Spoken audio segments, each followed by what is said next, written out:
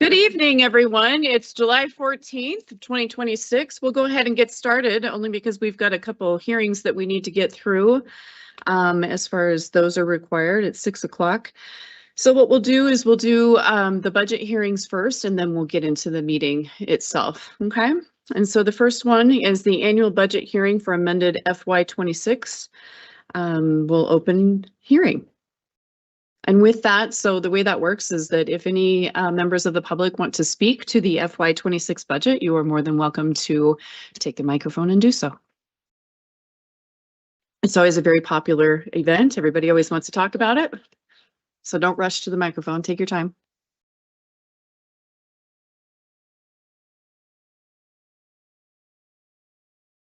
Do we have a specific time period we have to give? No, you just actually ask for comments and then that's, you can close there. And all right. With no comments, we'll go ahead and close that hearing. The next hearing will be the annual mill levy hearing. We'll open that hearing and offer the opportunity for public comment.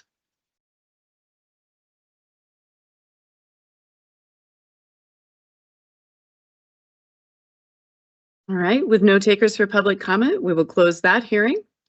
Next will be the annual budget hearing for the FY27 budget. Hearing voices in my head.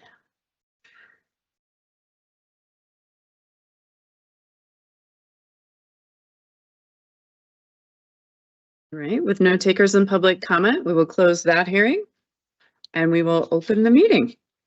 So with that, we'll call the meeting to order at 6:02 and start with the Pledge of Allegiance. I pledge allegiance to the flag of the United States of America and to the republic for which it stands, one nation under God, indivisible, with liberty and justice for all. Great, thank you all for being here. One thing I would ask of the board members is if everybody could reach up and turn on their microphone. Trustee chairs, I'll ask you to leave yours off because I think we need to leave 2 off. Is that correct, Mike? 8 max. Okay. I think Trustee Goulart, you okay leaving yours off? I know you're pretty good about turning yours on. And so if everyone else could turn theirs on, that would be great. I think it worked out a lot better on YouTube last time. Didn't have as many concerns with that. So, all right, with that, let's set our agenda. Are there any amendments or changes to the agenda? we do not have any changes or amendments. With that, I will entertain a motion to set the agenda. So moved. And is there a second? Second. Any discussion or questions about the agenda? Okay. All those in favor of approving the agenda as presented, please signify by saying aye. Aye. Any opposed? Motion carries. The only thing I will say is, does yours have, we're not voting on these? Oh, there it is. Yeah. Oh, okay. There we go. All right. We're going to start off with some information and presentations and proposals. And first is going to be the recognition of Goshen County School District number 1 2027 Teacher of the Year, Elise Neff from Torrington High School art teacher. Is Ms. Neff here? Awesome. Do you want to come forward and stand up here with Mr. Van Tilburg?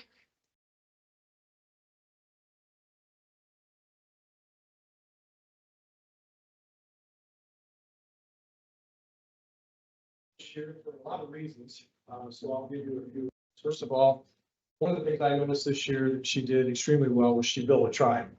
As I would leave the building a lot of times after IEPs or meetings like that around 5:30 or so, she was still in her room a lot of nights with kids working on projects, or maybe just come in to hang out with her. And that is really refreshing to see kids gravitate towards the teacher and want to work, do extra work and things like that. And so that was cool. And it was a lot of different things. Stuff that she did in the regular art room.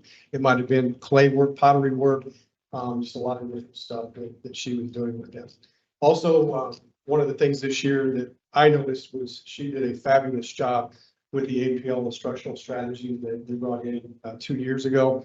She built unbelievable slide decks with bell ringers, agendas, objectives, and checking for understanding and closures and exit tickets. And just her instruction was phenomenal. And what makes that interesting, and I think a little bit unique, is you see that a lot with your ELAs, your maths, your science people, your social studies. but your PEs, your arts, your musics, they're a little more, relaxed with that or tend to be. And so she did a great job of just really polishing her instruction. So she had a phenomenal school year. Classroom management was excellent and just built great relationships with kids. So. And just to add to that, as we were reviewing the applications and nominations for this, one of our fellow teachers just talked about one of the things that he noticed that she invests a significant amount of time in showcasing artwork, organizing displays, and encouraging student participation in exhibitions and competitions. And these efforts not only celebrate student achievement, but also promote a culture of pride and creativity throughout the school. And one of the pieces too, that I want to take from Mr. Van Tilburg's nomination was, with students, she creates a high level of positive and inclusive learning. She doesn't leave anyone out. And one of the best parts of reviewing the applications for this is the student nomination letters. And I'm just going to read the nomination letter from Mrs. Neff. I think Mrs. Neff deserves this award because she not only teaches the criteria, but she also makes class fun and makes it something to look forward to.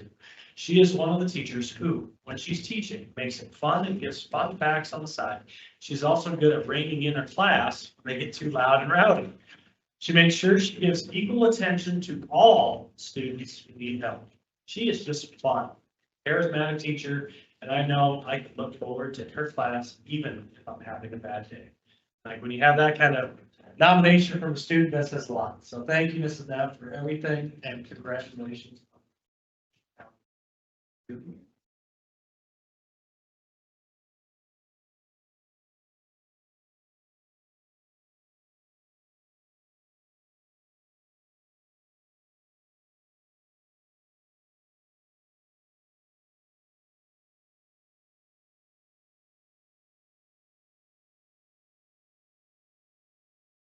Moment, you want to come on over here, buddy?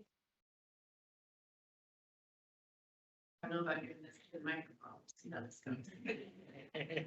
This is Mr. Loxton Kilty, and Mr. Kilty was just recognized by the state of Wyoming. He won the Wyoming Agricultural Bookmark Competition, which is pretty cool. Got to go down and meet with the governor and participate in that event. So can I ask you a couple questions? Okay, I'm gonna hold the mic. You want me to hold it?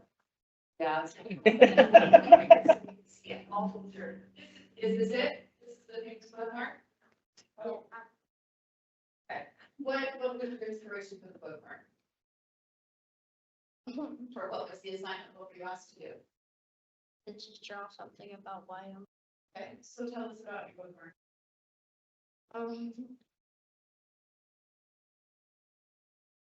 No, this guy is somebody else. No, I just made it up. Yeah. Okay.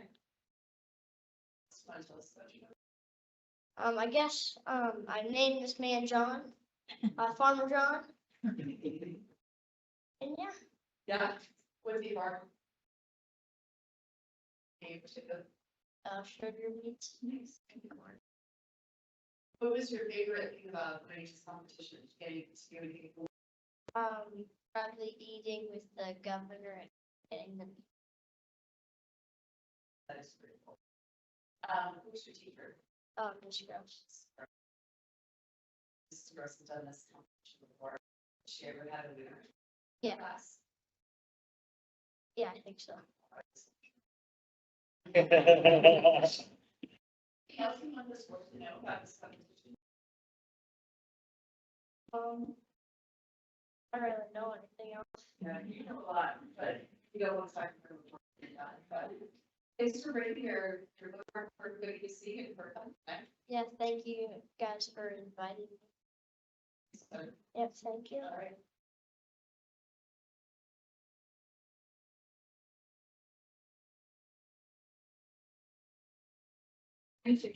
Oh, wow, okay.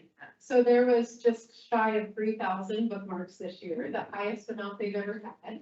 And Lawson was one of 12 finalists. And he was also chosen as the People's Choice Award. So he was the best. He did that. Yeah, yeah, he deserves that. It's pretty awesome.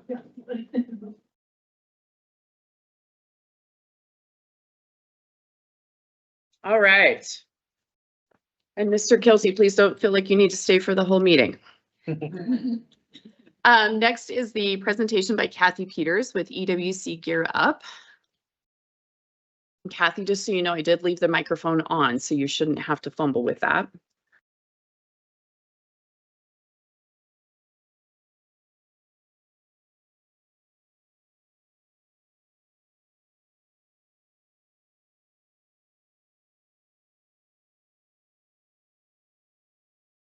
Fun. It's hard to go after such a star, right? That was really exciting, you guys. Oh my gosh. Well, we are here with Gear Up, and I'm really excited to share a little bit about Gear Up. How many of you have heard about Gear Up before? Okay, perfect. That's really exciting. So inside this trifold on the inside cover, you might be wondering, what is Gear Up? So Gear Up stands for Gaining Early Awareness and Readiness for Undergraduate Programs. So it helps students who are 7th grade to 12th grade, and then also freshmen in college or trade school. And so Gear Up is a free service that we love getting the word out more about what we can offer because it's free. Everything is free involved with Gear Up. So we're very excited about that. Students also have the opportunity to qualify for lots of additional scholarships that they would not have access to if they were not a Gear Up student. And we'll go into some details there. We also create some scholarship flyers and things like that. So I get to share this fun presentation with my dear colleagues. Thanks for having us. My name's Lori Lehman and I'm a Gear Up coordinator. And I service several schools. So I Farmington Middle School, Southeast, Legal Portland Laramie, go to Lusk, and I also go to Chuck Butter. So this year, summer gives us time to kind of plan if we will share with our students. So a couple of things I think we've found through the data collection stuff. I want to work on like an ACT prep with our students and I want to work on the halfway scholarship to make sure that our students are on track for halfway. When I talk to my middle schoolers, I like to work on things like their soft skills and kind of think them thinking about different careers that are out there, maybe different opportunities that are out there. So, thank you. Hello, I'm Chelsea Ballard. I'm the Gear Up director out of EWC, and we have our whole service area, which goes all the way up to Hewlett. So we oversee quite a few. I'm the one that put together the fun little infographics, just as something easy to read. So it is Goshen County specific. We have served 119 students this last school year, which makes up 32% of our entire service area. And we are allowed to serve up to 350, and we often overserve that because we just have additional funds that we can do that with. So Goshen County makes up a huge chunk of our time. We've spent 318 hours with our students through various categories. Our top services are counseling, academic planning, including career planning and things like that, as well as financial aid advising and career assessment and exploration. And like they had said, we're looking at rolling out more Hathaway conversations, and Gear Up Wyoming is also rolling out a statewide ACT prep plan, which is supposed to help support the schools who maybe need a little bit of a boost in those ACT scores, which we find in a lot of our schools, that our students in Gear Up are underperforming that metric of ACT testing. So we're really going to try this year to get our ACT scores up, which means more Hathaway money for our students. There is an exciting statistic about FAFSA. So we do host FAFSA nights in all of our towns. We call it FAFSA Frenzy. And so Gear Up is one of the main sponsors of that. We partner with our school counselors as well as other staff to hold these nights for all families, not just Gear Up specific. So over the last couple of years, we've seen an increase in FAFSA completion amongst our students, which is very exciting. Our students are some of the most at risk as far as missing the boat with scholarships. So we're really happy that the percentage went from 47% all the way up to 64%. So that's a huge jump in our specific population that we're serving. And then I just want to mention that our students are on a low income guideline, but we also automatically qualify students in foster care, students that are homeless, students that are independent, emancipated, displaced, anything like that. Those are automatically students that we can serve. So I always like to get that out there. It's not just a low income program. It is truly all inclusive, and we want to serve as many students as we can, because we truly have some great opportunities for them. It's just sometimes hard to find those students. So we're hoping the more information we can provide about the services going on in the schools, maybe the more students we can get that can benefit. Because like Kathy said, it is 100% free. We will take them to an ACT. We will take them on a college visit. We will take them on a whole summer camp, which is where quite a few of our students are right now going through Colorado. So we just want to kind of present that and get more information out, because I do think that there's way more than 119 students that we could be serving. So thank you. I did forget to mention, I apologize, I work with Torrington High School students and then also Platte River students. And then Lori serves the rest of Goshen County schools from 7th on up. Any questions?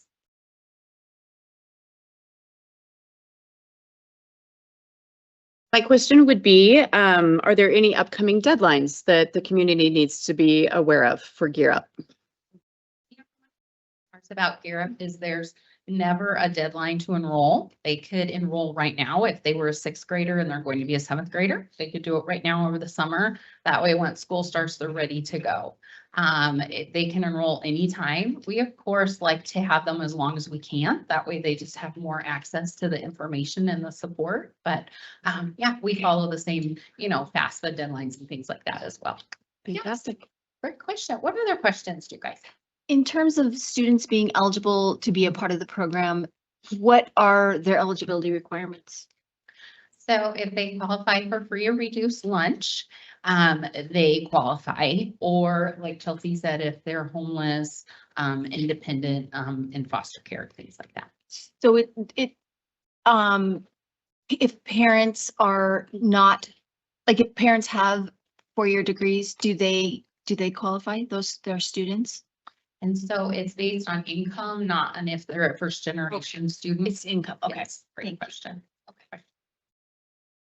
Any other questions? Yeah. At what point is it too late for them to take advantage of, like if they're already freshmen or what? That's a great question, Kelly. They can be even in their spring semester of their senior year. We'd like to get to them before then because many scholarships for trade schools or colleges will be even as soon as October, November, December for some of those. But, if they are committed to filling out the FAFSA, they're committed to, moving forward and they want support, we can, help them. Any other comments on that, ladies? Oh, I would just add, there are other Gear Up programs in the state that don't accept seniors, and our philosophy is not that way. I, for example, did a podcast with Dr. Hawes 2 years ago, and a grandma called me. She said, I was at Bridge Club. I heard you on the radio.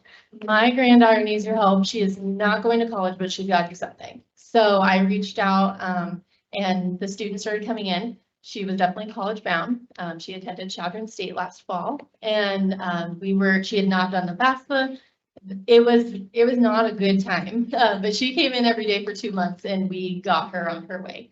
So my personal philosophy is it's never too late. If a student or family needs support, that's what we want to be there for. So we will take a student at any time. We just want to make sure that they're gonna actually do the things that they need to do. But for the most part, if they're coming to us that late, then they're ready. Great. Any other questions? Thank you all for your time. We appreciate it. Thank you, everybody. Appreciate it. All right, next we have public comment. Our first public comment is Cheryl Trimble.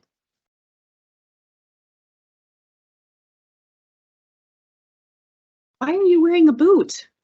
What happened? Oh. You have. I am Cheryl Trimble. I am the coordinator for Cotan's Totes of Hope backpack program. And I wasn't planning on doing this tonight, so I don't have one of my written out speeches I usually give. I really just came to congratulate Mrs. Neff. So once I got here, I'm like, I probably should let the board and the community know that Cotan's Totes of Hope recently held its first annual Wyoming United Volunteer Day. And I just wanted to give a little update about how that went. We actually had 40 community members show up to volunteer. I heard I asked for like feedback of how I could change it, and I heard nothing but positive things. So many people said, can you please tell us when you're doing something else? We want to help. And I recently had an opportunity to go volunteer at another Wyoming United Day up in Casper. I don't want to brag, but we had more volunteers sign up for Goshen County than Casper had. And the First Lady of Wyoming approached me and said, I want to use what you guys did as a template so other food pantries can do their own thing, aside from me having to sponsor them. And she said, how did you get so many people to show up? And how did you have such a great day? And I said, I live in a great community where people want to show up and help. And I guess that's the biggest thing that I want to just let people know, that we do live in a great community and people show up time and time again.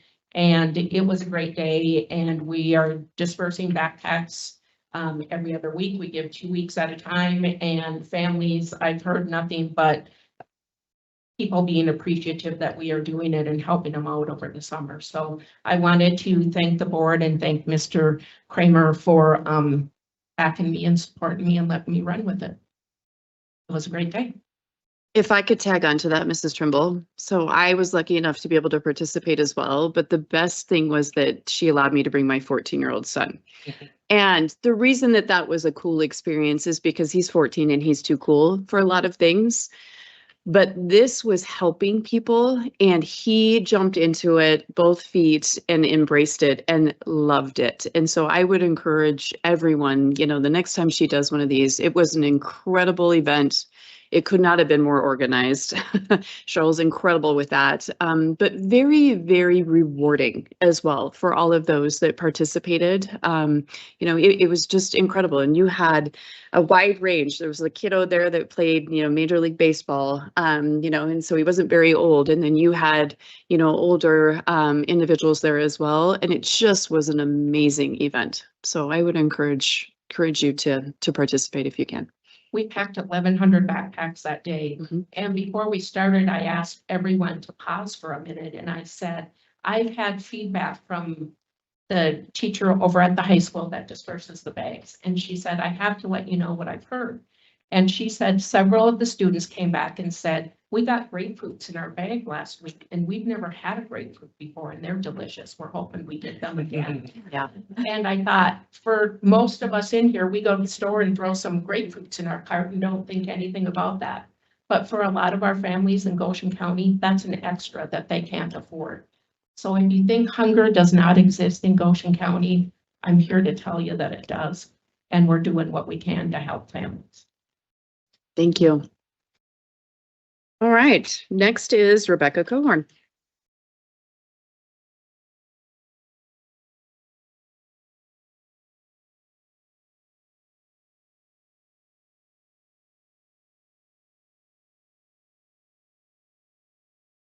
Good evening, ladies and gentlemen.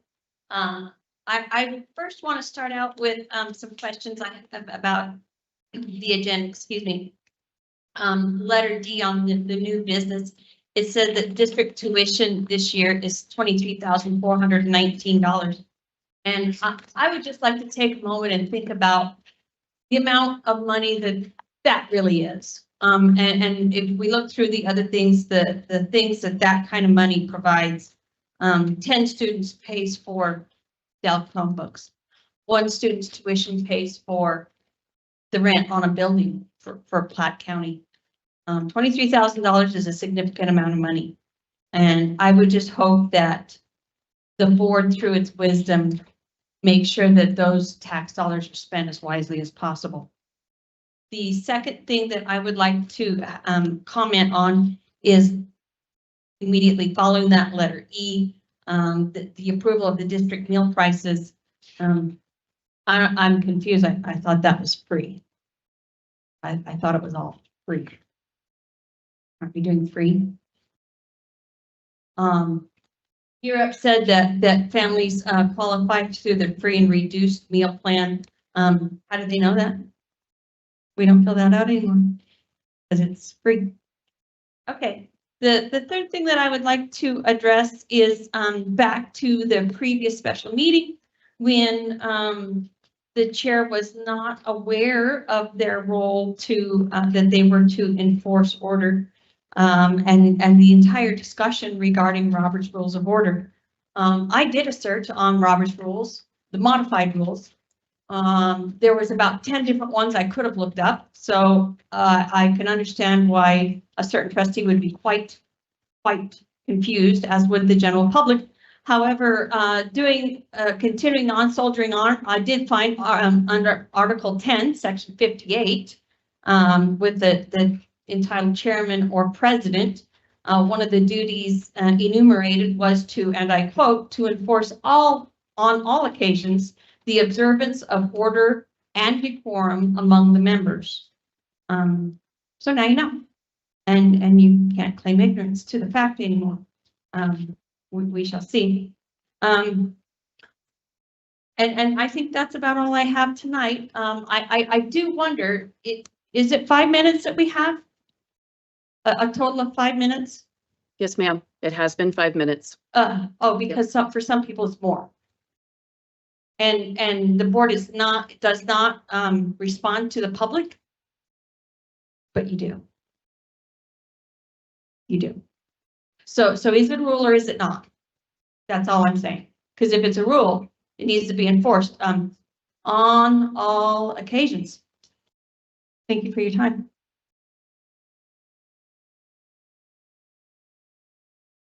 Next is Mr. Jeremy Klaas. Mr. Klaas? Members of the board, Superintendent Kramer, other esteemed members of district staff, good evening. My name is Jeremy Klaas. Thank you for the opportunity to bring my concerns before the board. During the May board meeting, I vocalized my concerns about the rhetoric from a board member on social media who tied his elected office to his anti-LGBTQ beliefs.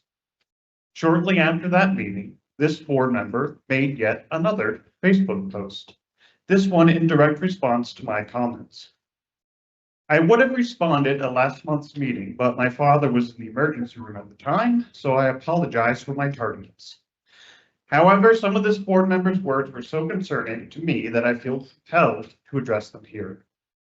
In a Facebook comment responding to my wife, this board member wrote, quote, I practice discrimination regularly against anything that seeks to endanger children or seeks to queer their consciences, unquote. In writing this, the board member admits publicly that he discriminates against students who attend Goshen County schools. Scholarly consensus is clear. In a 2021 article titled The Cause of Human Sexual Orientation by Christopher Cook, in a peer-reviewed journal, Theology and Sexuality, Cook writes about what causes a person to be queer, writing, quote, there is no currently convincing evidence that social environment plays a significant part, end quote. To phrase it more simply, what makes someone queer is internal to the person, not some outside influence from other people. Our county's queer students are the only ones responsible for their identity within the queer community. Thus, by saying that he discriminates against those who queer children, he is saying that he discriminates against our students. A board member who admits to discriminating against the students he was elected to serve is, in my opinion, not fit for office. Additionally, in a more recent Facebook post on June 30th, this board member mentioned, quote, the alphabet cultural contagion, end quote. For those unfamiliar, labeling members of the LGBTQ community with alphabet is a common practice among those who hold discriminatory views against us. Here we see this board member calling many of the students in our great schools, including a recent Blazer grad who spoke at this year's Goshen High graduation, a cultural contagion. How is this sort of rhetoric from a board member acceptable? Goshen County, we deserve better. I wear a lot of hats in my life, but one of the hats I am proudest to wear is my dad hat. When a public figure attacks my children like this board member has, I am going to speak up. My oldest daughter, a blazer at Torrington High School, is also an out and proud lesbian. As I've demonstrated, this board member admits that he discriminates against my daughter. I will not remain silent. I am once again imploring the board to consider my proposal that they adopt the same social media standards that county staff agree to follow. Surely this board member would abide by that decision were the board to enact it. Do it for the students who have to grow up knowing that one of their school board members actively discriminates against them. Please consider my proposal. Thank you. Thank you. Next is our superintendent's report. So a couple of items that we have on page 9, you'll notice that we did have the district cyber liability invoice paid prior to June 30. This is the insurance liability piece for us in regards to any pieces with our what we've experienced through Power School and some of the other breaches of data, and then also what provides for legal representation and guidance through that process.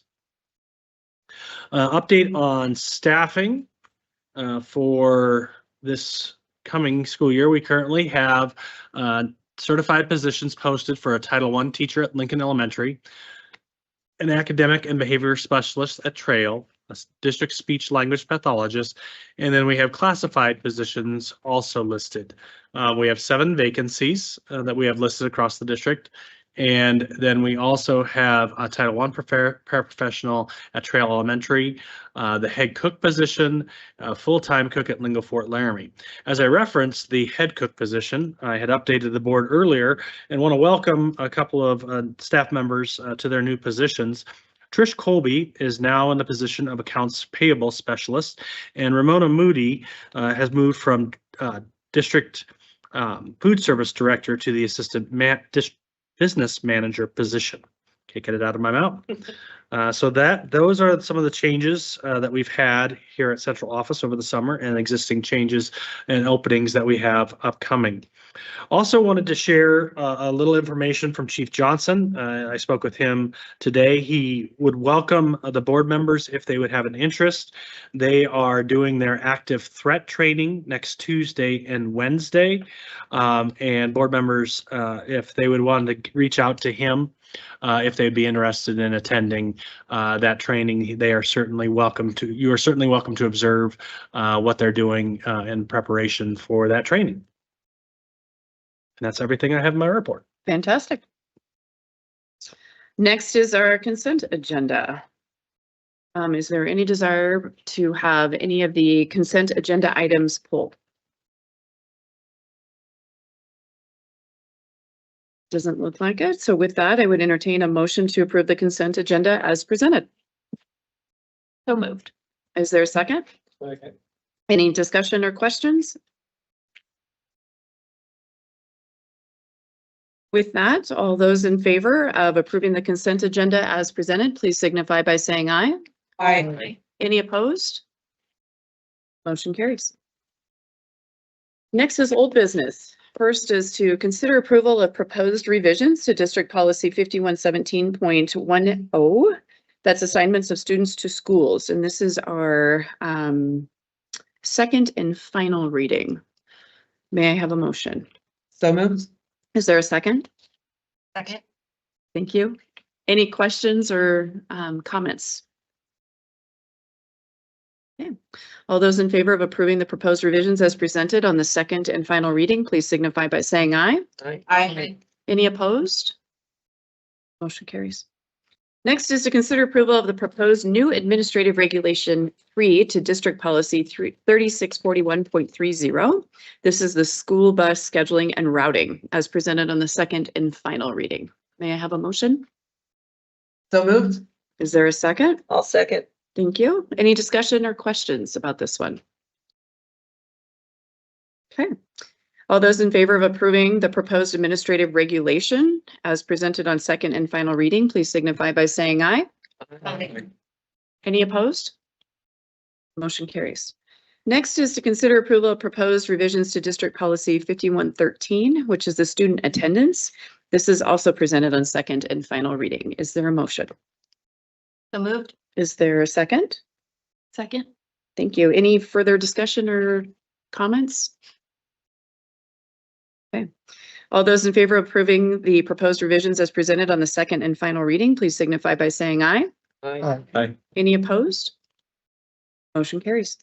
Next is to consider approval of proposed revisions to District Policy 5113.50. This is students withdrawing from school as presented, and this is also the second and final reading. Is there a motion? So moved. Is there a second? I'll second. Thank you. It's our policy committee members here.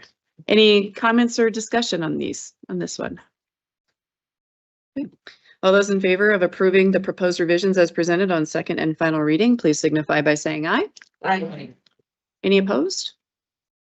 Motion carries.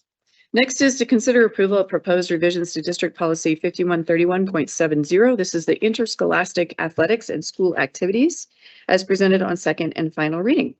May I have a motion? So moved. Is there a second? I'll second. Thank you. Any discussion or questions on this one? Madam Chair, I do have one, and forgive me, I feel like we've had this discussion once before. But it has to do with travel for students that are in school suspension, so they cannot dress out, they cannot participate in the game, but they're going to travel. Why are we doing that? So one of the pieces that we talk about is still being a part of the team and not being excluded. And then also that piece of where, if it's not academic in nature, that being part and what's viewed as when you're on the team and you're with your teammates and you're unable to participate, that actually somewhat adds to the consequence of you having to be there as your team is not having you part of their team. That's some of the process with it. There's also the support system from the team that when a student makes a mistake, they need that support system around. And so if we're to continue to isolate that student from their teammates, there is concern about the mental health aspect of that, of the exclusionary practice that could exist there. And what could happen if a kid says, no, we're not taking you, you're not a part of this team anymore, and then therefore they just quit. So there's a lot of different ways to kind of look at that in some aspects. We did have an extensive conversation about that exact thing, because that is something that you can view it as very different ways. I mean, it kind of almost reflects the individuality of it. That's the consensus we came up with. I wouldn't say that I wholeheartedly say that, yep, that it's perfect in every way and fits every situation for the student. But in the majority of situations, I would prefer, and even look at it as a coach, a kid being with me, because then I can reinforce, we need you to be a part of this, and making your choices is really important. So you said it wouldn't work in every situation. So there would still be the flexibility to say, you know what, for this circumstance, this student's not going to travel. There have been situations where we have either due to the seriousness of the incident, or if it's academic in nature, that they're missing eighth period, and they're failing eighth period, and that's part of the problem. Yeah, we would not take them or allow them to go on that trip, because there's also other extenuating circumstances beyond just the discipline incident. Yeah, absolutely. Thank you for your question. Any further discussion? Okay. All those in favor of approving the proposed revisions as presented on second and final reading, please signify by saying aye. Aye. Any opposed? Motion carries. I just want to thank the policy committee. I know you guys have had a heavy lift, it seems like, the last couple of months, so we appreciate the work that you're doing there. Next is to consider approval of the secondary student discipline matrix as presented. And if the board will remember, Mr. Kramer sent us a draft that shows the revisions. They're all highlighted. He had emailed that to us after the last meeting. So hopefully everybody's had an opportunity to review that. So with that, I would entertain a motion. So moved. Is there a second? Awesome. Sorry. Any discussion or questions? As of today, I think as well, Mr. Kramer, you added some additional language. Do you want to address that? Yeah, there are some additions there. Two pieces, just really defining in the email that I sent you today, defining what a parent guardian meeting is, and what the difference is between parent and guardian communication. So there's the aspect that you'll see in the matrix, what a meeting is and what communication is, and how those are different. And who needs to be invited, and who should be a part of those in the decision-making process. The other piece there is working with Chief Johnson again. We had a cessation program for tobacco use. And we both felt that having that in and listed in the discipline matrix adds to our ability to enforce the utilization of that program, and that's been purchased by the county.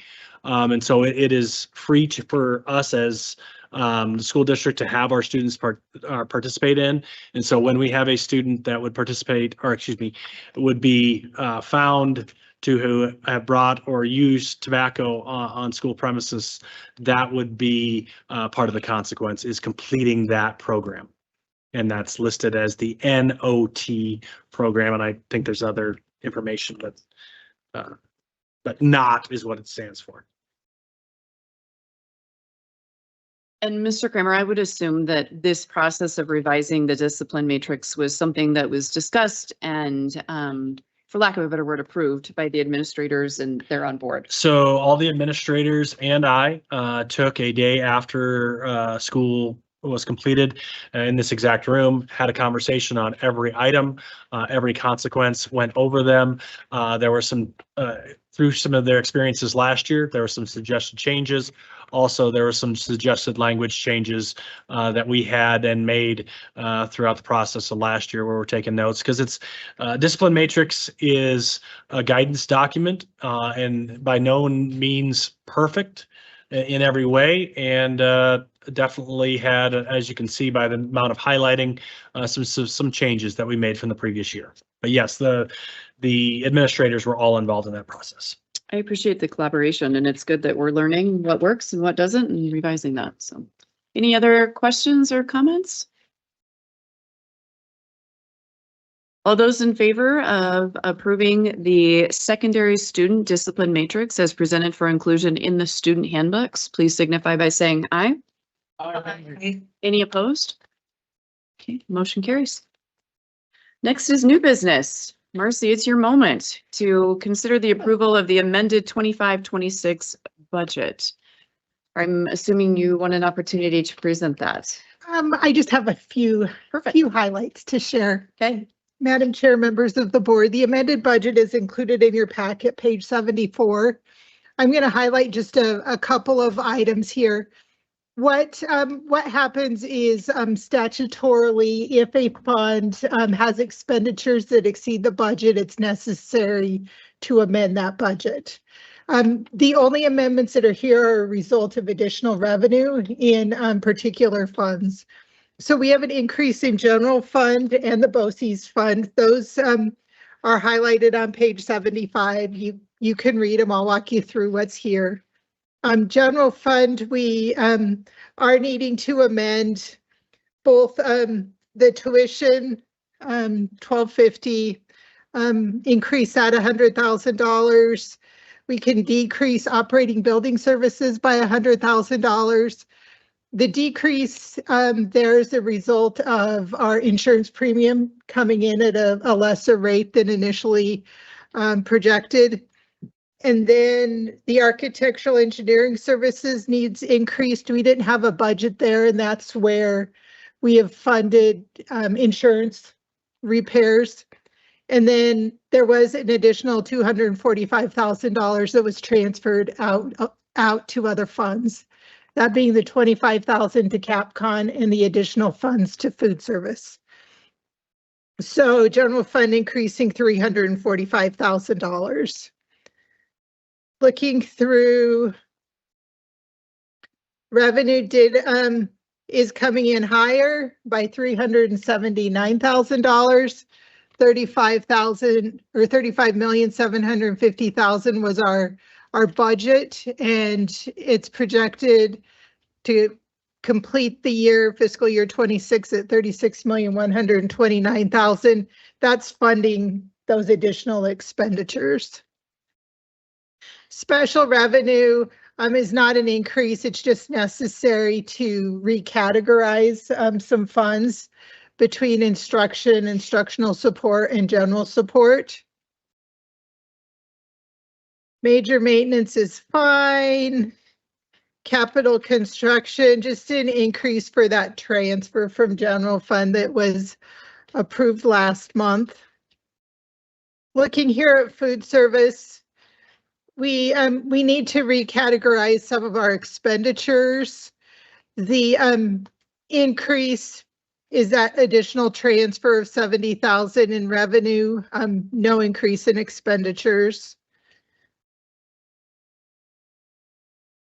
Student activities, no adjustments there. Rec board, no adjustments. The last page is BOCES, and we've talked about this one a lot. There was an additional 150,000 that needs transferred from general fund in order to sustain that dual and concurrent piece. In turn, our expenditures are coming in higher than what was budgeted, that being by $150,000. So those two funds to be increased, and then the three funds to see some recategorization. And I would answer any questions you might have.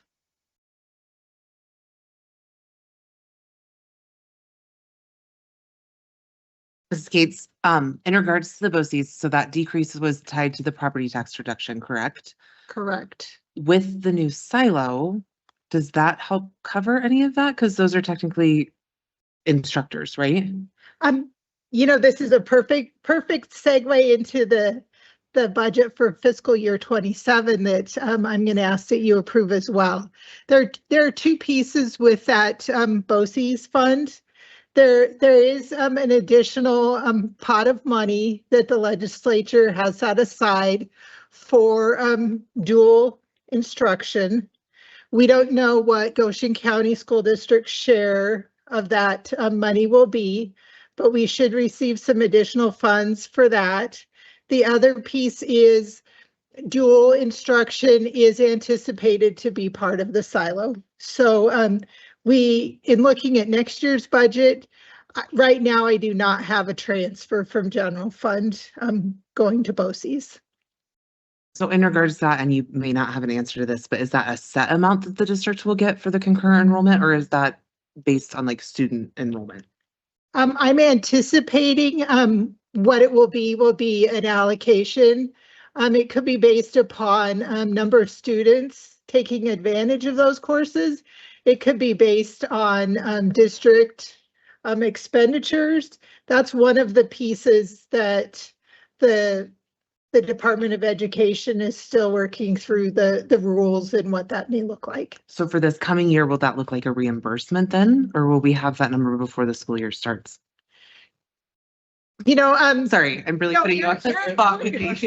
You're spot on. Unfortunately, all districts have to have a budget presented and approved by tomorrow, the third Wednesday of the month. And there are still a lot of moving targets in regards to recalibration, and that's one of those pieces. I'm presenting this with a best case scenario, but as we've spoken about before, that's kind of why the amended budget is there, and the fact that we have not been presented in all aspects as to how recalibration is going to play out. Yep. Any other questions of Ms. Cates? Madam Chair, Yeah, I have one Chelsea. question, if I could, please. On page 89, I was just looking at the retirement reimbursement. And over the last several years, it was around a little over 400,000 area. But then all of a sudden in the new budget, it's over 3 million. I was wondering if you could explain that to me. I'm happy to. Do you want me to speak towards, that's part of the fiscal year 26-27 budget. I'm happy to speak to it, but I think you want to, in order that we don't get confused between the two pieces, I think you Okay, I want thought it was part to, of it. finish with the prelim or the amended budget, and then I'm happy that that's the first thing I'll speak to. Is that okay, trustee Alexander? Sure. Okay, great. Any questions pertaining to the amended 25-26 budget? Seeing no questions, I'd entertain a motion. I would move to approve the amended 25-26 budget as presented. Thank you. Is there a second? I'll second. Thank you. Any further discussion or questions? Okay, all those in favor of approving the amended 25-26 FY26 budget as presented, please signify by saying aye. Aye. Any opposed? Motion carries. Next is to consider approval of the mill levies for the 26-27 fiscal year. Ms. Case, do you have additional information you want to present on that? Or is it pretty self-explanatory? The memo is pretty self-explanatory. We're required to present for approval each year. The district does levy for rec board BOCES, and then there is the operational mill levy as well. Okay, great. With that, I would take a motion, please. So moved. Is there a second? Second. Any questions or discussion? Okay, with that, all those in favor of approving mill levies at 1 mil recreation levy, half a mil for BOCES levy, and 25 mil for operational levy, please signify by saying aye. Aye. Any opposed? Motion carries. Next is to consider approval of the 26-27 fiscal year budget. Ms. Case, would you like to answer trustee Alexander's question? I sure would. On page 89, trustee Alexander is looking at the revenue and what he has seen, and I applaud you for seeing the drastic difference. The retirement reimbursement, and let me scroll down here so everyone can see what I'm referencing.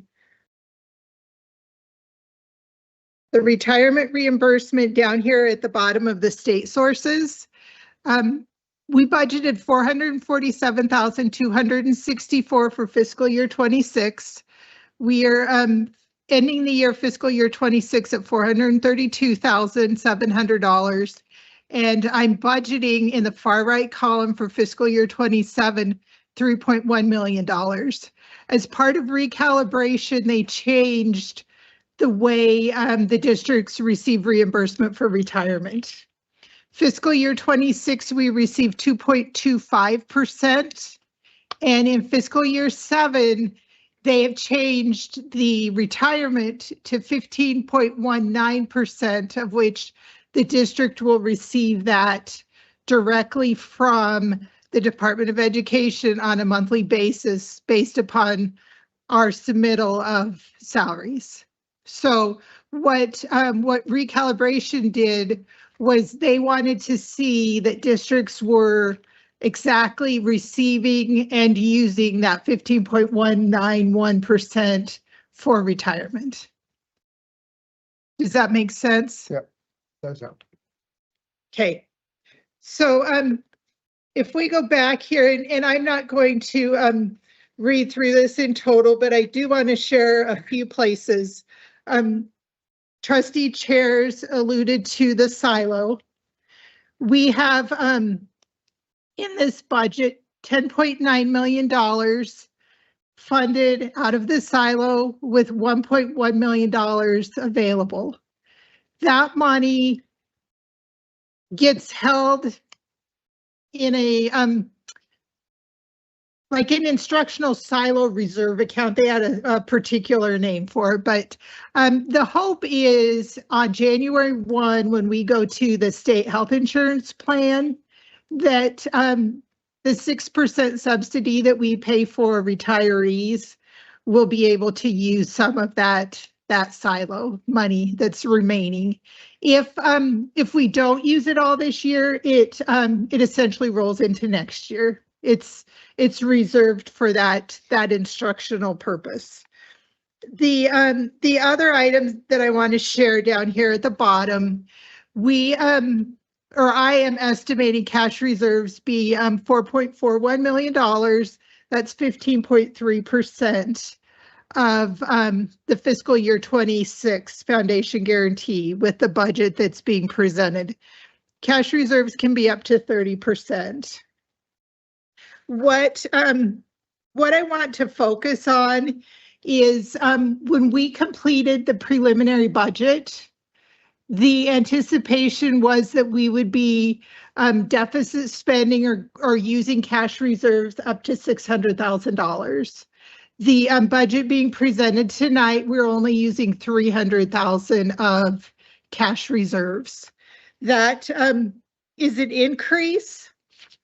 That this 15.3%, I was anticipating that we were going to be at 12.47%. So this is pretty substantial compared to where it was anticipated. We also had excess money for fiscal year 26 that revenues exceeded what was projected and expenses were less. So this is a budget that I am proud of. Ms. Gates, if I may ask a question real quick, was there any discussion this year in legislature, and maybe we had this discussion and I don't remember it, regarding the 30% foundation guarantee? Have they made that a permanent change, or is there a possibility that we could revert back? There's a good possibility that it will be decreased. What was the expiration date on that? We have 2 years remaining.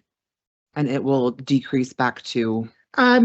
If you remember, kind of the beginning, it was at 15%. There's a lot of talk about 20%. They did roll in. The other piece was we had pre-$97. Those were dollars that district had prior to a 1997 recalibration. We had $775,000, and that was money that districts, as long as you didn't spend it, it was there as a reserve account. If you spent it, you couldn't replenish it. So we were holding that money, and that has since rolled into our total cash reserves. So does that account to that, for that increase in cash reserves as well this year? Thank you. So I am budgeting that our revenues be at the $40,333,000.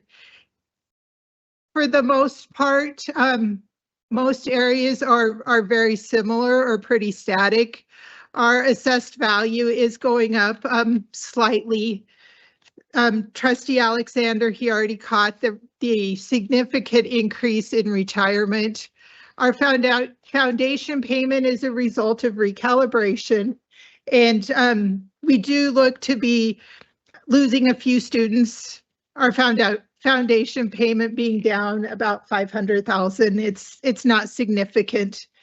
The other item, though, that I do want to draw your attention to is the special ed reimbursement. That special ed reimbursement is the money that we're reimbursed for special ed students, but they also made the change that districts would receive in the current year out of district placement. In receiving that money for out of district placement, this budget reflects districts receiving 2 years.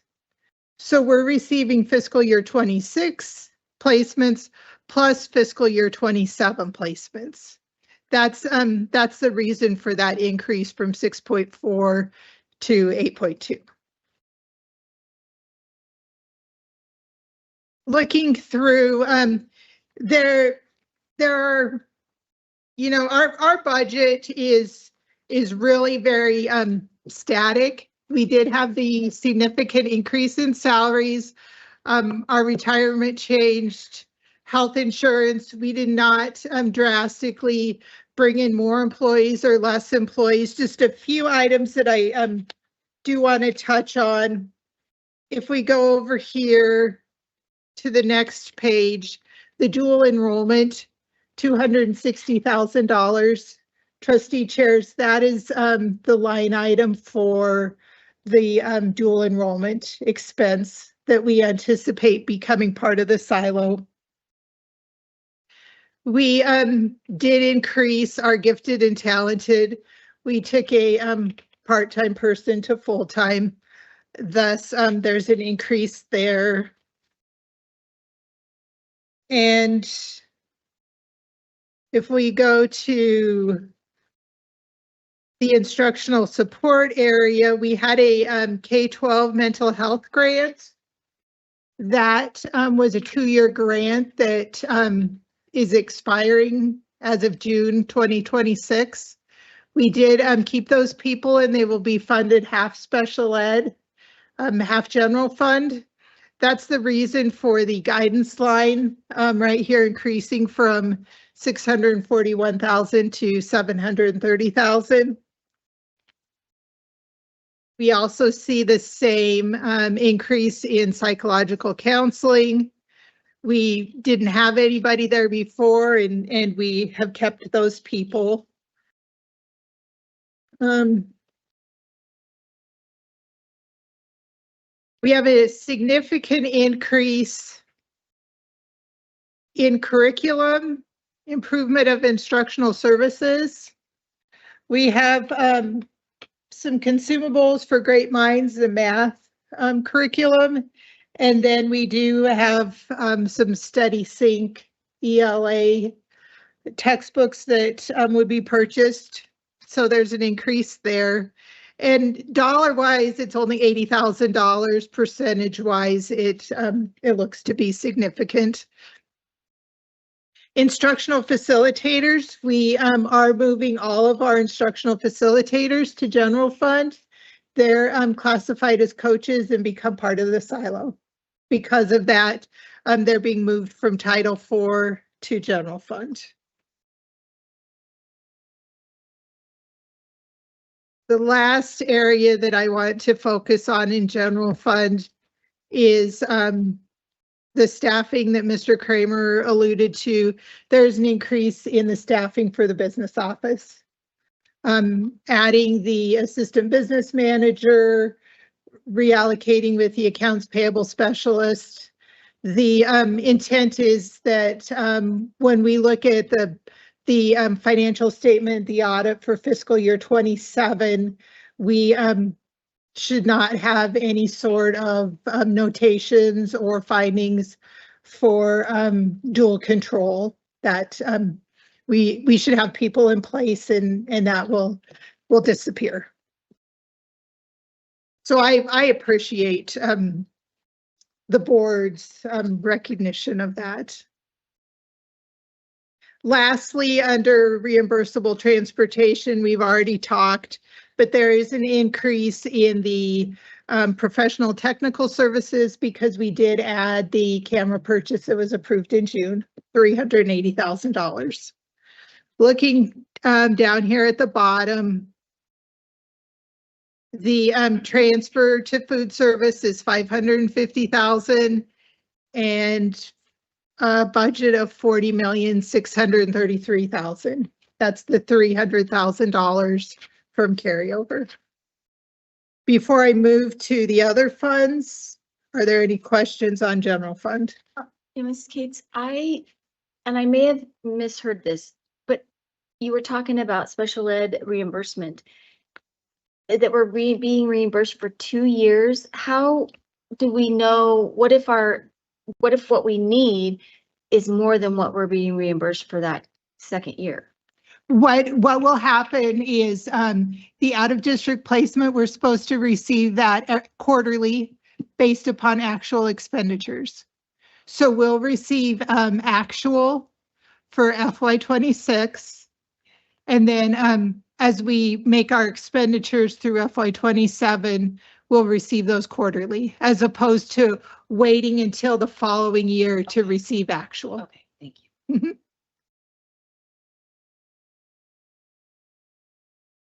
Okay.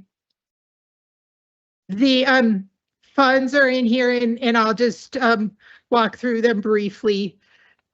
We are operating with balanced budgets. Special ed, we are decreasing our carryover in Title I, so there is a slight decrease here. $2.5 million budget for special funds. Major maintenance, this is money we receive from the state.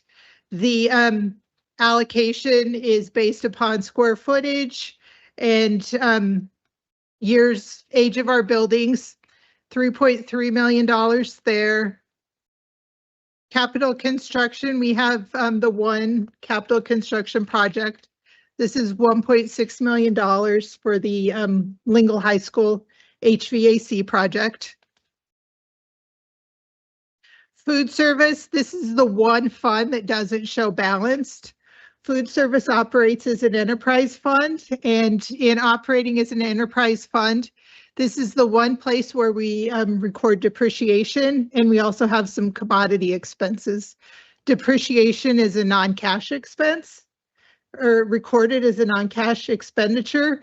Thus, we're showing an additional $100,000 in expenditures over revenue. Student activities, this is money raised, money spent by athletics and activities. Rec fund, this is the money that we receive the levy, and in turn funds are allocated. There's about $250,000 in cash reserves sitting here. We have approximately 1 year's allocations in cash reserves. And then BOCES, it is down slightly from 453,000 to 183,000 based upon moving that 260,000 to general fund, making it part of the silo.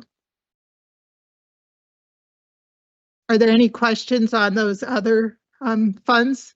I kind of went through them fast. Mrs. Cates, I was wondering if we've gotten any clarity or further guidance on the interest that we earn on some of these different items. Good question.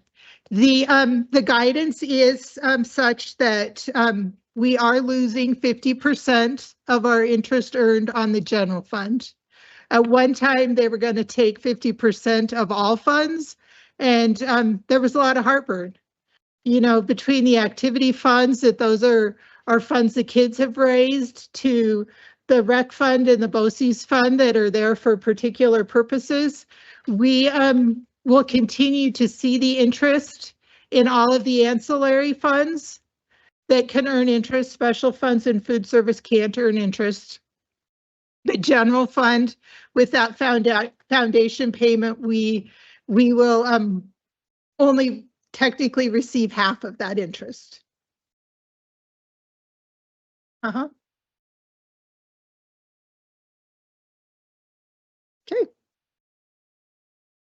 Thank you, Mrs. Cates. All right, with that, I would consider a motion to approve the 26-27 fiscal year budget. So moved. Is there a second? Second. Any further questions or discussion?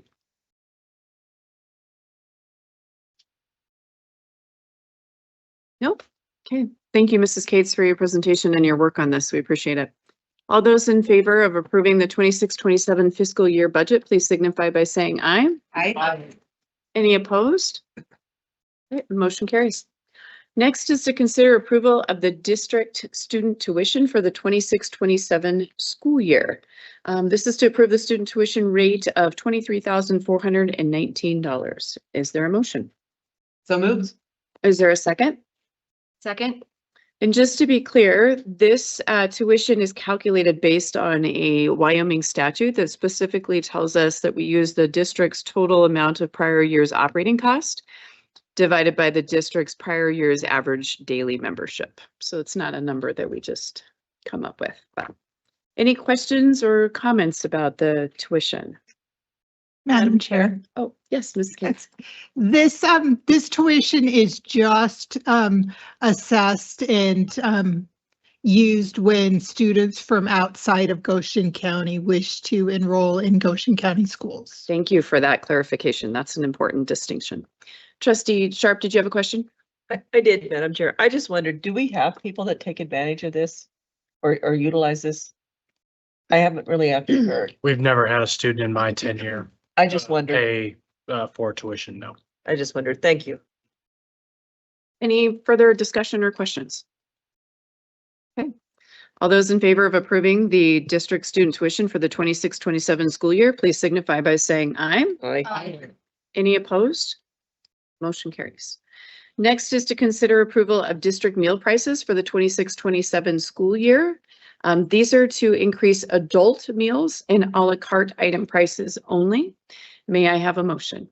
So moves. Is there a second? Second. Thank you. Any discussion or questions? Madam Chair. Yes, Ms. Case. This, actually, we're kind of fortunate, Ramona Moody worked on this and there's not an increase this year. The other piece is that, through CEP, we're able to provide one meal, one lunch and one breakfast to each student. And then this is the cost for any meals over that for adults. Fantastic. Okay.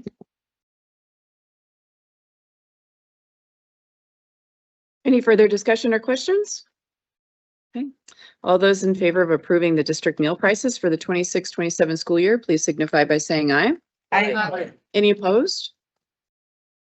Motion carries. Next is to consider approval of the continued suspension of District Policy 3642.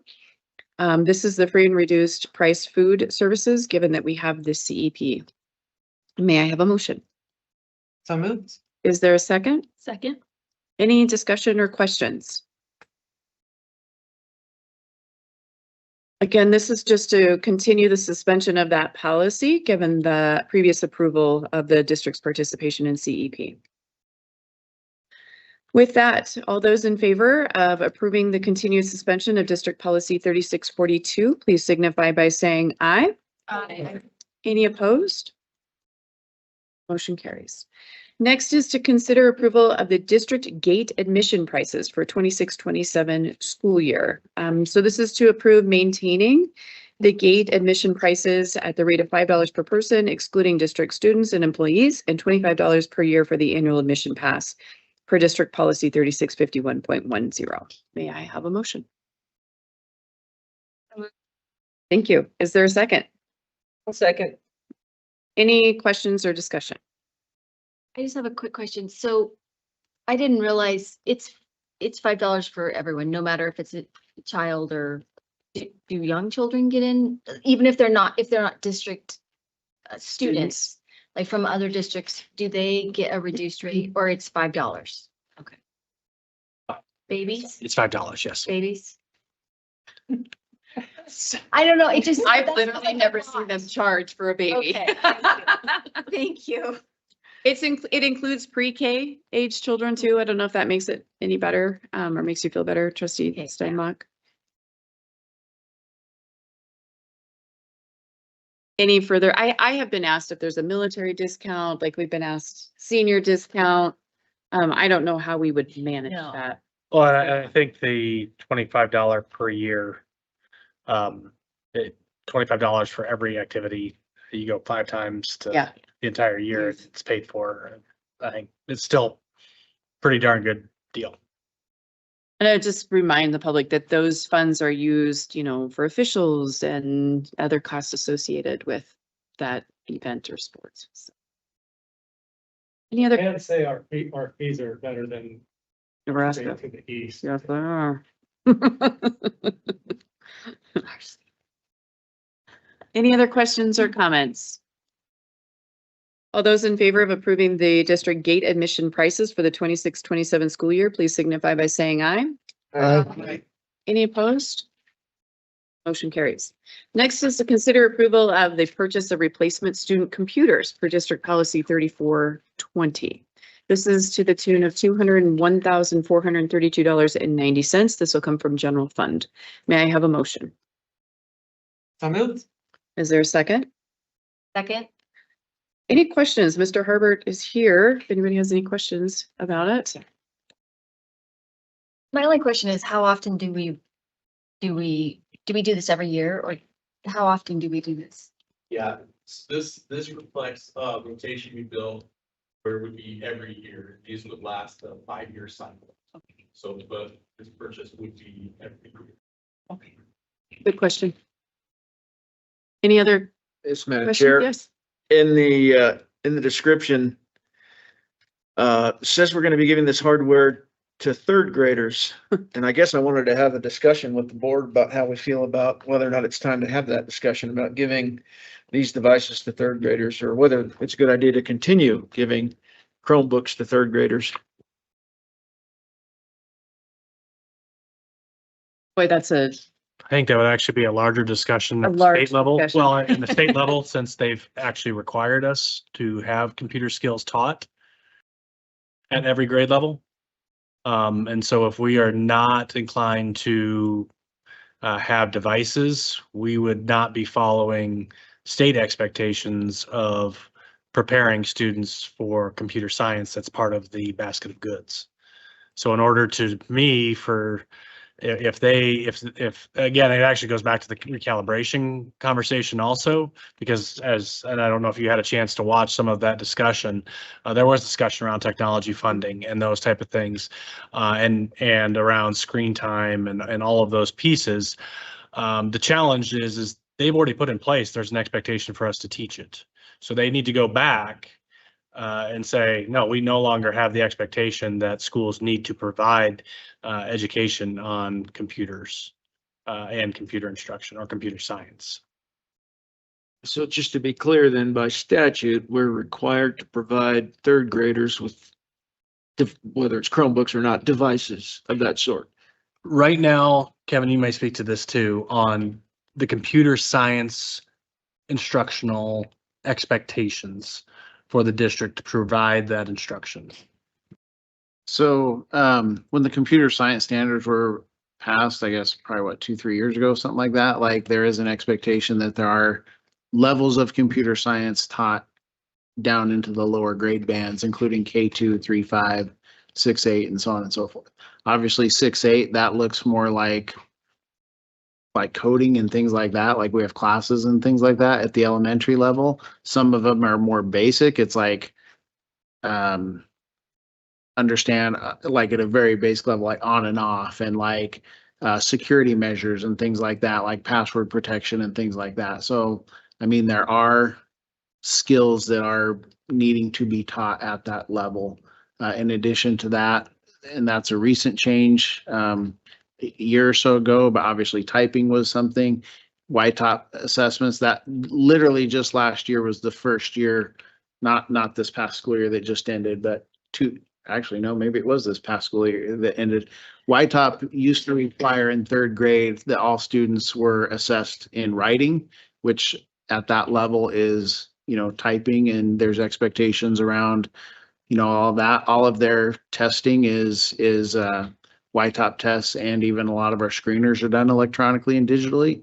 So obviously having some knowledge of how to use computers to manipulate digitally enhanced questions. I mean, those are things that would come with, I guess to answer your question, is it a requirement to own a computer or give that device out? That's maybe a different thing, but certainly a large expectation of knowing how to use one and use it well. If that answers your question. Do they take them home? No. The only time in which we actually send devices home is in the case of where we have a virtual attendance day. And what grade does that begin with devices home? So devices home, typically it's based on each individual school, but it has been some cases at third grade. Are you panicking over that? No, it was for clarification. I actually knew the answer to it. Any other questions or comments? Okay, we got to keep moving. Trustee Steinbach's cold. All those in favor of approving the purchase of the replacement student computers per district policy 3420, please signify by saying aye. Aye. Any opposed? Motion carries. Next is to consider approval of contracting for student vision services for the 26-27 school year. May I have a motion? So moved. Is there a second? Second. Thank you.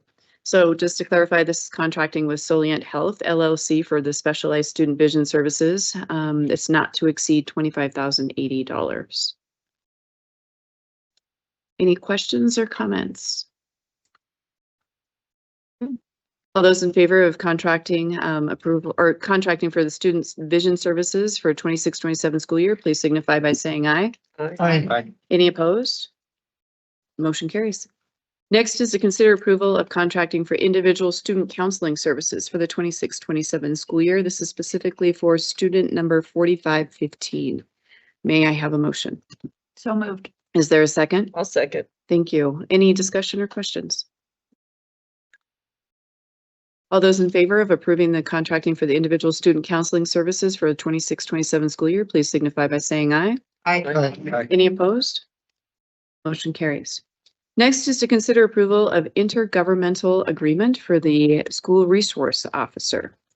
I didn't see any changes to this. Were there any changes to this, Mr. There are some slight language changes. There are some slight language changes that our school attorney had, that working with Chief Johnson, we put those into place, but they were more editorial in nature than actually findings. Substantive. Yep. Okay, great. May I have a motion? So moved. Is there a second? I'll second. Thank you. Any further discussion or questions? So just for the public's knowledge, this is to provide an SRO halftime to Southeast Schools in LaGrange. It's more than that. Nope, it is just Southeast in LaGrange because the town is, yep, the city's got theirs. Okay, all right. Hope I didn't just confuse everybody. So just for Southeast and LaGrange. Any other questions or discussion? All those in favor of approving the intergovernmental agreement for SRO, please signify by saying aye. Aye. Any opposed? Motion carries. Next is to consider approval of amended contract for the frontline education for additional program renewal. May I have a motion? So moved. Is there a second? I'll second. Thank you. This is for the help desk and asset management program through frontline education software modules. Any questions or discussion? Okay, all those in favor of approving the amended contract with Frontline Education for additional program renewal, please signify by saying aye. Aye. Any opposed? Motion carries. Next is to consider approval of the lease renewal with Eastern Wyoming College. This is for the Platte River High School building. May I have a motion? I so move. Thank you. Is there a second? Second. Any discussion or questions? All those in favor of approving the renewal lease with EWC for the Platte River High School at the old cosmetology building, please signify by saying aye. Aye. Any opposed? Motion carries. Next is to consider approval of contracting with Zurn for license renewal. May I have a motion? So moved. Thank you. Is there a second? I'll second. Thank you. Any discussion or questions? All those in favor of approving the contract with Zurn for the license renewal, please signify by saying aye. Aye. Any opposed? Motion carries. Next is to consider approval of contracting with Edmentum for license renewal. This is for digital license for PRS and THS. May I have a motion? I so move. Thank you. Is there a second? Second. Thank you. Any questions or discussion? All those in favor of approving the contract with Edmentum for the license renewal, please signify by saying aye. Aye. Any opposed? Motion carries.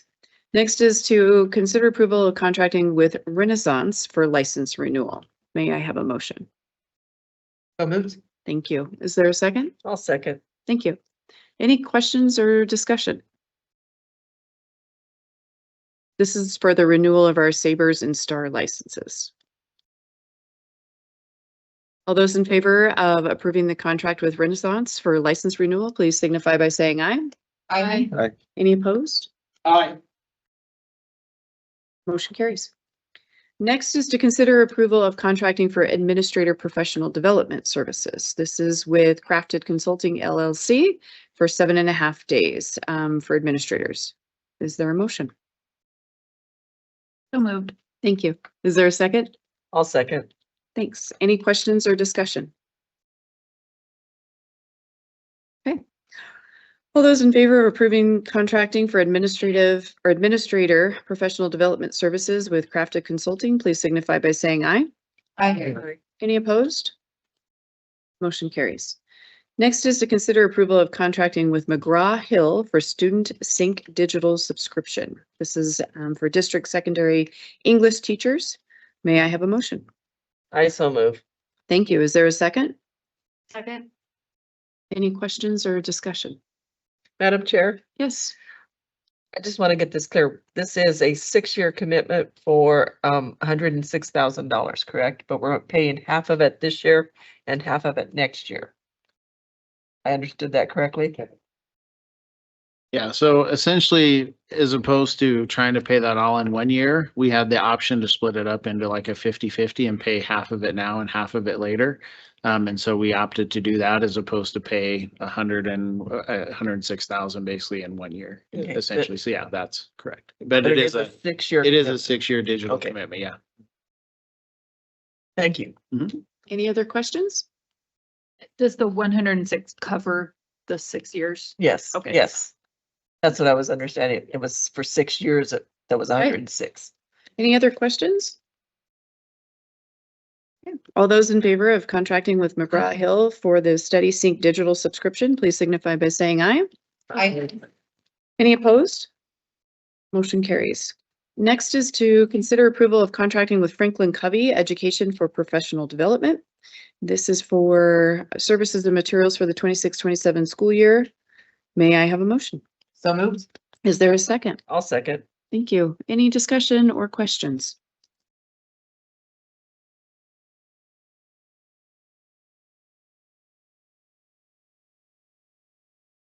No questions or discussion?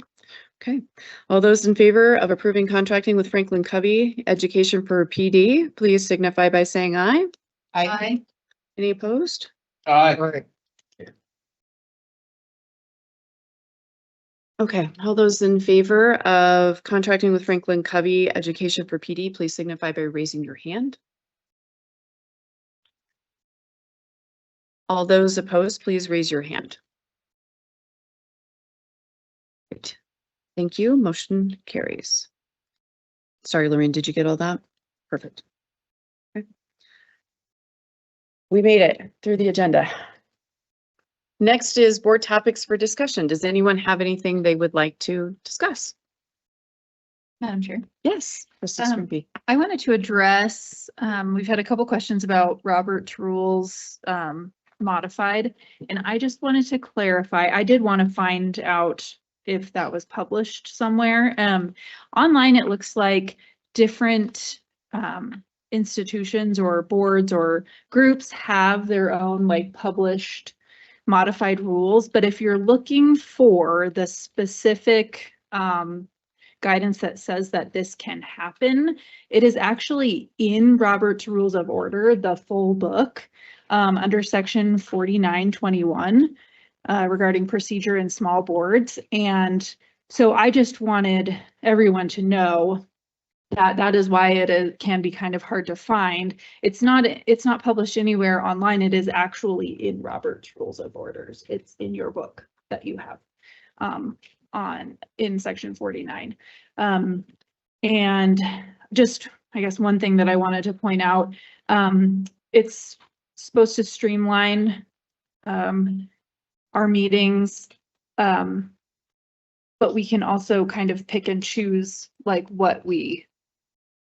how we use those modified rules. So for example, it does not require anyone to do a second, seconds at all, but we still do that. So I feel like we have modified it in a way that fits for us. If that is something that the board is unhappy with, then I think that needs to be a discussion, like in a special board meeting or something like that. But things, I just wanted to that is where you find that information. Thank you. Thank you for that. It seems like a good time to ask the board as a whole then if we need to form either a committee, excuse me, or have a special meeting if this is an issue that the board is displeased with, I think we should address it outright and either get that in writing or agree to go with what is in the book. I would say, I was just gonna say that it seems like we're using some of it, but not all of it, so we're not sure what we're using. Kind of. so yeah, I would say it would be worth a special meeting or even possibly a committee if the board feels that we'd like to write down what those modifications are. There might be a lot to write, but, and I suppose if we get into new territory with some modification in the future, I suppose we could amend as we go, but at least we'd have it written down. My preference would be to form a committee, to be honest with you all, getting meetinged out. And we've got other fish to fry that will require special meetings. So my preference would be to form a committee, if that's the desire of the board, to memorialize specific rules within Robert's rules. Any volunteers? I would sit on that committee. I would too. Anyone else? Trustee Alexander, did you raise your hand? Okay, sure. Great. 3 enough? 3 is probably perfect, do you think? You want more? It'll be easier to get schedules aligned. Probably, maybe. It's true. Great. Thank you all for volunteering. Appreciate that. Goal to present something at the September meeting. I don't want to overcommit you. September. Yeah. Is that okay? I just got scared here and said. Nope. I realize we're all still in summer and trying to survive the summer. So great. Thank you all for that. Any other topics that the board would like to discuss?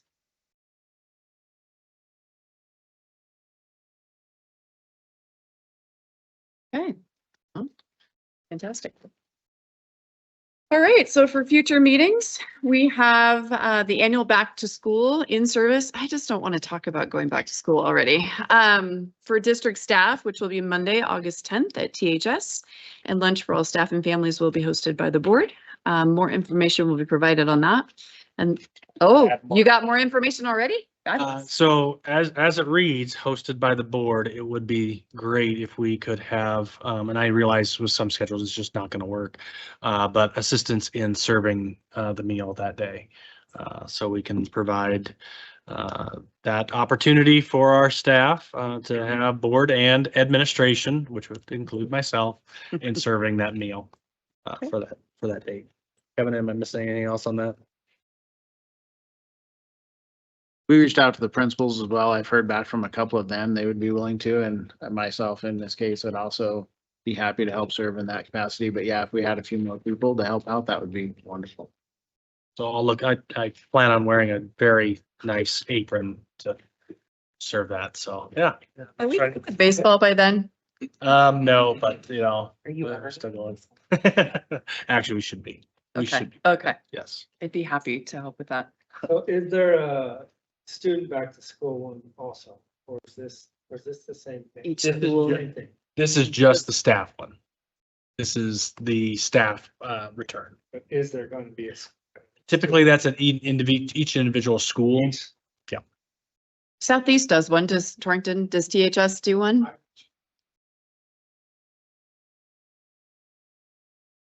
That's what I wondered. Even on the finances and the budget.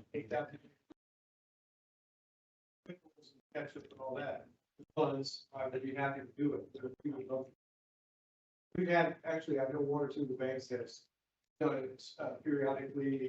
I would say, yeah. We have done it. What about slip and slide or, no, I'm just kidding. No. I'm kidding. I'm kidding.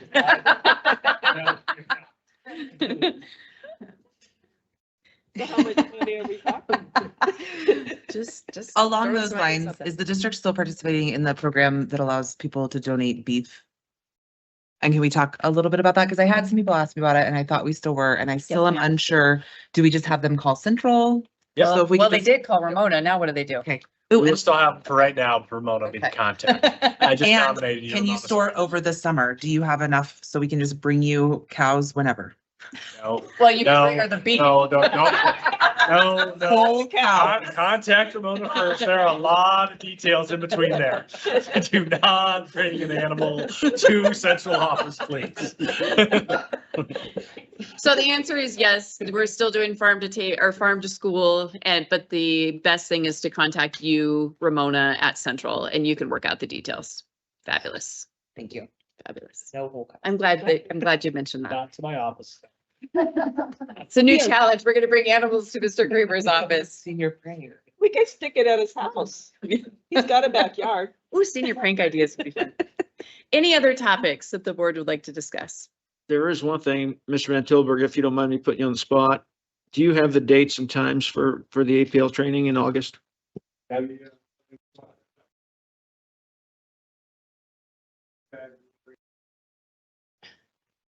We will have actually provide an email with the documentation and the details for that, so you can plan accordingly, because there's a lot of different, it actually will probably work better for your schedules and kind of what you want to see and where, because that's kind of, it's dispersed throughout the district and what level you might want to go to. So, but we will share that with you. There was no mention about the sports summit. Do we need to put a plug in for that? Yeah, that'd be fantastic. Sorry, Mr. VT, we didn't mean to put you on the spot. So It's good thing you're dressed nice. Oh, thank you.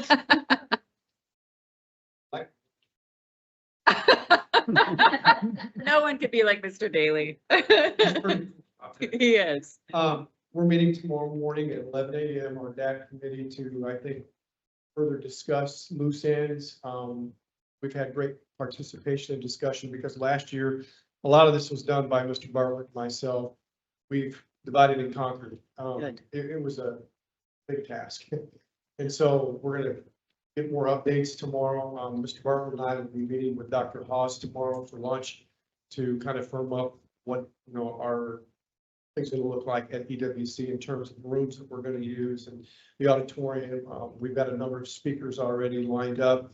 Actually, I've got a young man down in the Alvin area that referees basketball and football, who's 21 years old, 22, who actually worked the Wyoming State basketball tournament this year. It's going to be working with me in one of our sessions to help promote getting younger kids involved and getting them to think that, hey, I could actually do this, and what kind of money can be made, and what's the demand like. I've got numbers from the WHSAA that will support that we really need people to step up and referee. So we've got a lot of different people. We've actually asked the director of the WHSAA to be one of our keynotes. I haven't heard back. He's accepted. Don Julian, a former football coach, athletic director at Sarah High School Activities Association inductee as far as the Hall of Fame is concerned. We'll be speaking again this year. So we've got a lot of different groups. I've actually asked Mrs. Moeller to speak possibly for the board. I'm not sure if she's going to commit or. Yeah, wait, thanks for putting me on the spot. Since we put him on the spot, I'm going to throw it back at the board. I have been asked to speak and I'm more than happy to do it. But if any other members of the board are interested in doing so, I would happily give you that slot, or, we could do it together or what have you. And if you're making eye contact, it means there's a possibility. Right? You don't want me to. Yeah, please. What I'm interested in is what would you want to see from our students, from our parents, from our coaches? I'm a big believer, if you don't talk about it, you get whatever people throw out at you. Right? If you talk about it, if you have expectations, people tend to listen and abide or give you that back. For an example, this year, we didn't have to throw anybody out of the game out of our student section. That might be the first time in Torrington High I've been told in a long time. Yep. I also believe that's partially because we talked a lot about sportsmanship here. We set the standard for what we expect and we want.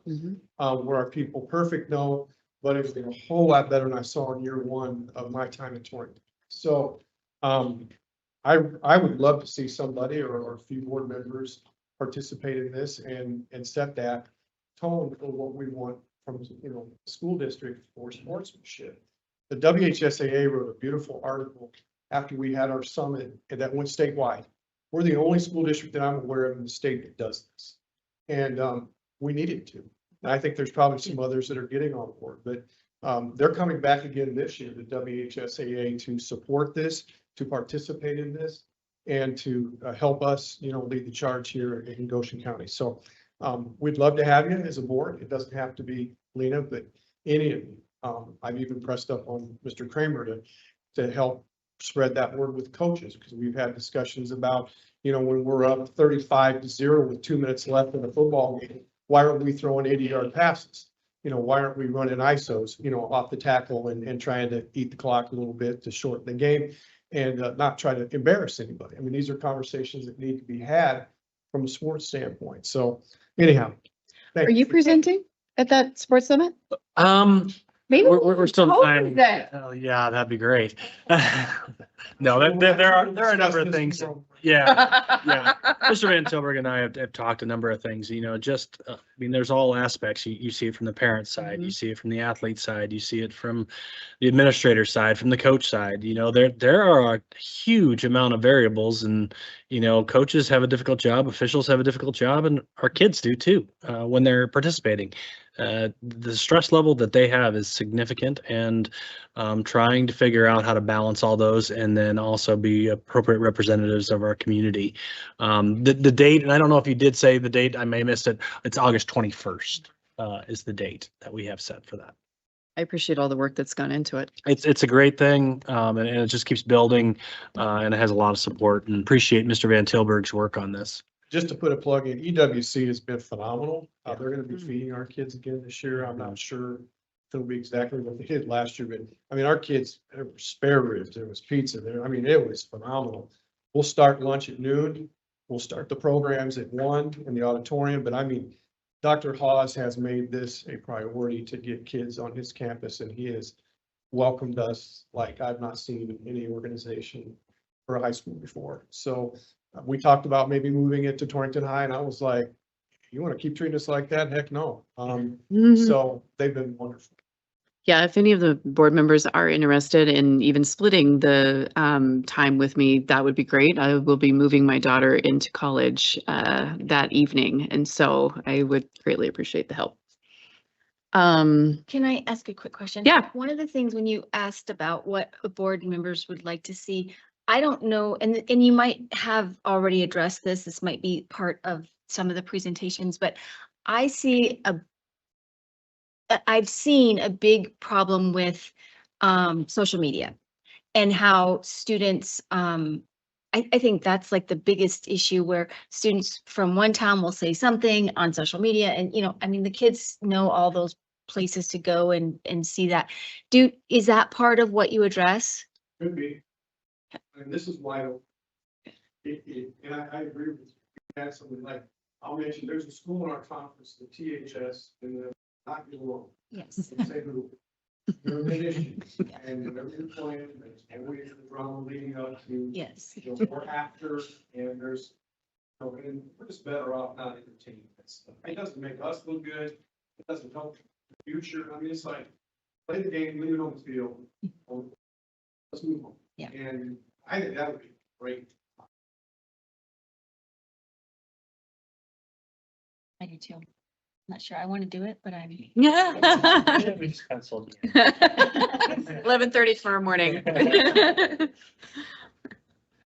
All right, with that, next regular board meeting is Tuesday, August 11th at 6 p.m. Everyone have a great night. Thank you. Out of this ice box. It's keeping the flies in there. You're gonna keep your names.